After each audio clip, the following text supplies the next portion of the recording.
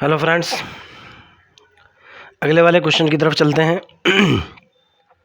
Question ये है कि if the function F Z is analytic, अगर मेरे पास कोई एनालिटिक फंक्शन हो when mod Z less than are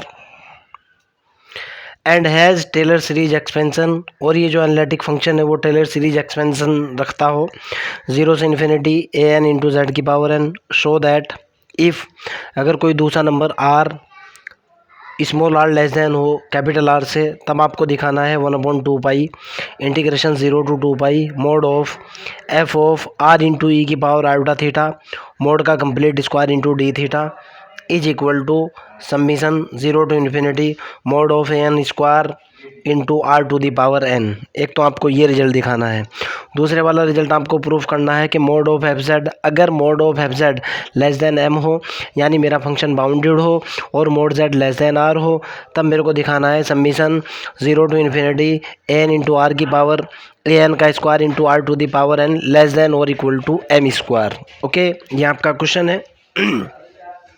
JRF के अंदर कई बार आ चुका है। ओके, इसलिए जो है अच्छा क्वेश्चन है, बताना ज़रूरी है। कृष्णा के अंदर ये क्वेश्चन दिया हुआ है, प्रगति पब्लिकेशन में भी है।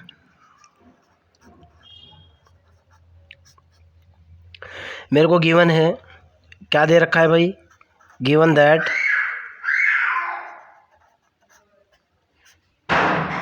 एफ ऑफ जेड क्या है, वो एनालिटिक है।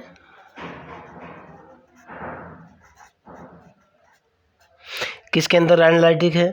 For mod Z less than R के अंदर। क्लियर है ना?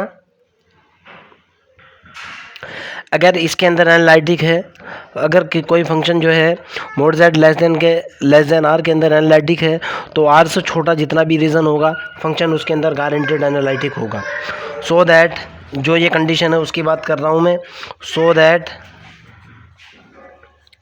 क्वेश्चन के अंदर मेरे को दे रखा है R less than R, then बेटे बाहर खेल लो, देन मेरा जो फंक्शन है F of Z is analytic होगा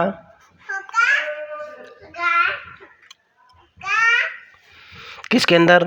mode Z is equal to R के अंदर होगा, और आर जो है लेस देन आर के अंदर होगा। तो बच्चों मैं ये कह रहा हूँ कि अगर मेरा फंक्शन जो है इस रीजन के अंदर एनालिटिक है, सपोज दैट ये वाला रीजन ये है, mod Z less than R का रीजन ये है, ये टोटल रीजन है, तो जाहिर सी बात है इससे कम वाले रीजन के अंदर तो फंक्शन एनालिटिक होगा ही होगा। ओके, मैंने वही कहा कि अगर आर लेस देन आर है जो क्वेश्चन के अंदर दे रखा है, मैंने कहा कि mod Z is equal to R, इस रीजन के अंदर तो मेरा फंक्शन एनालिटिक होगा ही होगा।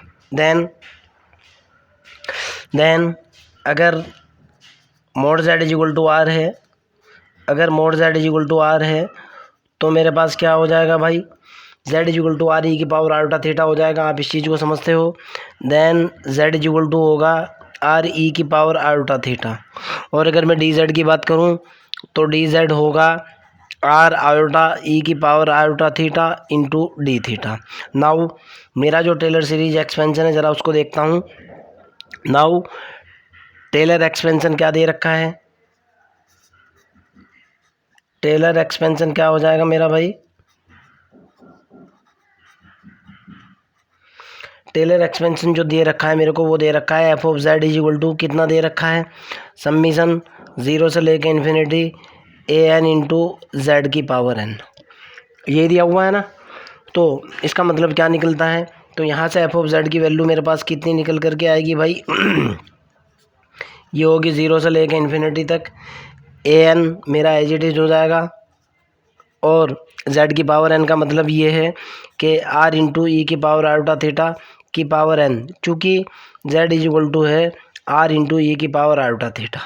क्लियर है ना? अब यहाँ से एफ ऑफ जेड देखता हूँ मेरे पास क्या निकलता है, फिर मैं आगे की तरफ चलूँगा। नाउ एफ ऑफ जेड मेरा कितना बना भाई, एफ ऑफ जेड की जो वैल्यू निकल करके आई वो ये निकली समीशन 0 से लेकर इन्फिनिटी तक ए एन इंटू ये हुआ आर की पावर एन इंटू ई की power iota N theta. Clear है ना।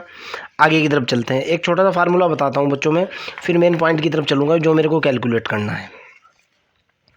हमारे पास एक फार्मूला ये होता है बेटा, 0 से लेकर 2 पाई तक इंटीग्रेशन ई की पावर आयोटा एन थीटा मान लो या के थीटा मान लो, के थीटा ले लो, क्यों एन तो मैंने इसके अंदर ले ही रखा है, इंटू डी थीटा। इसके हमेशा दो रिजल्ट होते हैं, एक तो होता है 2 पाई, कब होता है, जब के बराबर हो 0 के।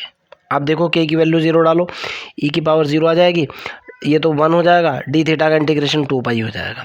ओके, और दूसरा होता है ये बराबर, इसका सेकंड रिजल्ट होता है 0 के, जब के नॉट इज इक्वल टू 0।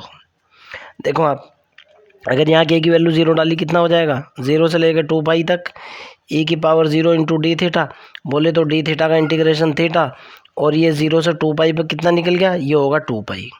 ठीक इसी तरीके से जब के की वैल्यू इन जनरल इसको सॉल्व करोगे तो ये कोस 2 pi plus ultra sign 2 pi से हमेशा 0 निकलता है। बहुत बार ये बात बता रखी है। ओके, अर्थात ये एक स्टैंडर्ड रिजल्ट है, आपको इसको हमेशा याद रखना है, मैं कहीं भी इसका यूज़ कर सकता हूँ।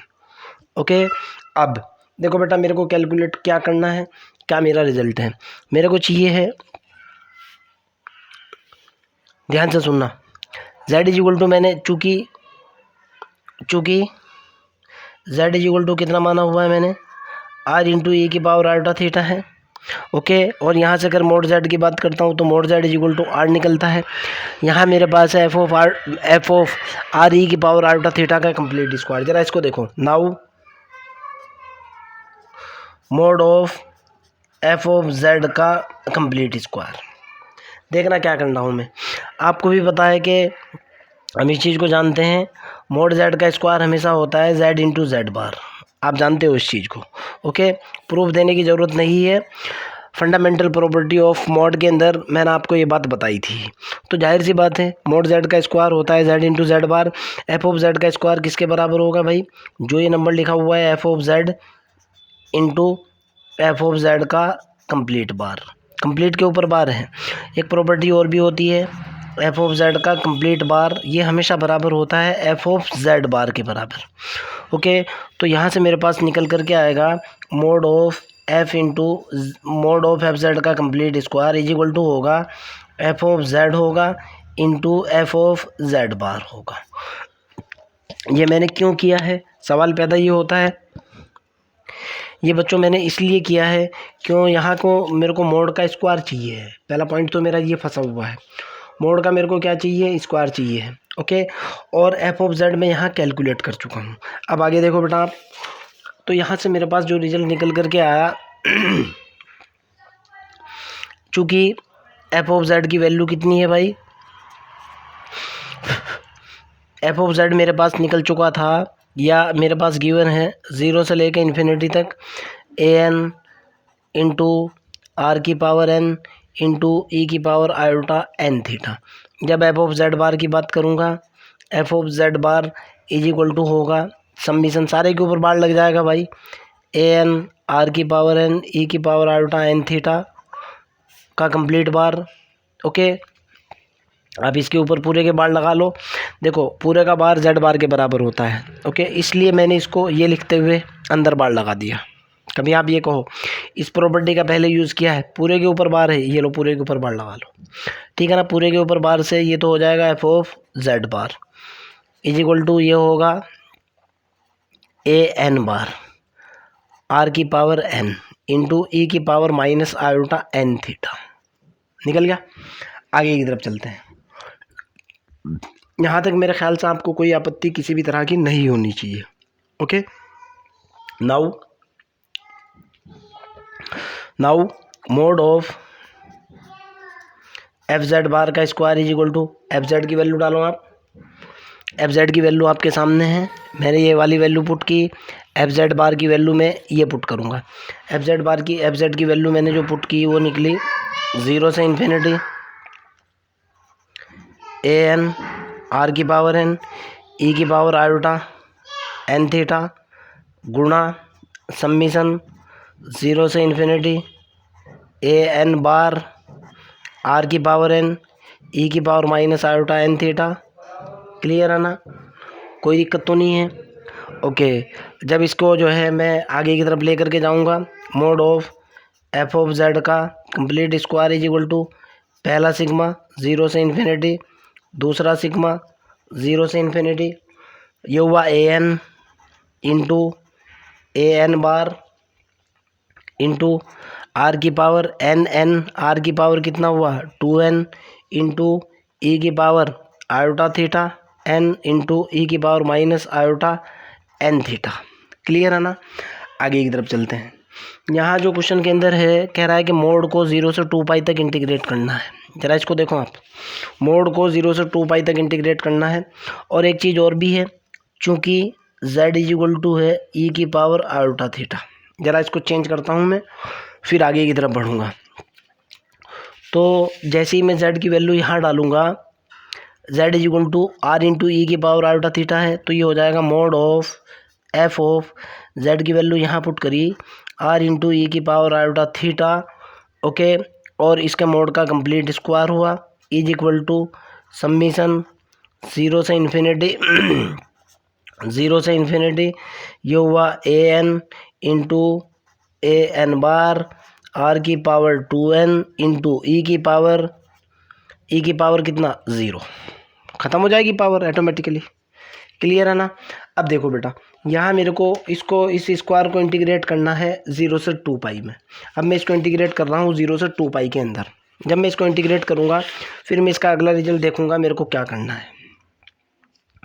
मैंने इसको इंटीग्रेट किया 0 से लेकर 2 पाई तक, और ये हुआ mod of F R A की पावर आयोटा थीटा का कंप्लीट स्क्वायर। इंटीग्रेट कर रहा हूँ तो जाहिर सी बात है डी थीटा होगा इज इक्वल टू 0 से इन्फिनिटी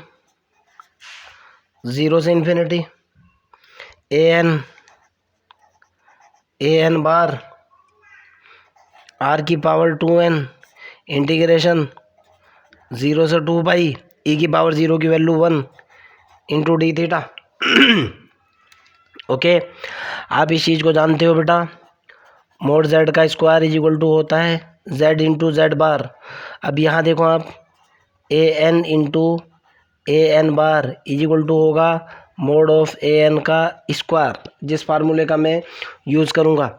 इधर तो मेरे पास आ चुका, इधर तो 0 से लेके 2 पाई ये हुआ mod of F of are into ई की पावर आयोटा थीटा का complete square into D theta is equal to, ये हुआ 0 से इन्फिनिटी, ये हुआ 0 से इन्फिनिटी, ये कितना हुआ मोड ऑफ ए एन का स्क्वायर आर की पावर 2n।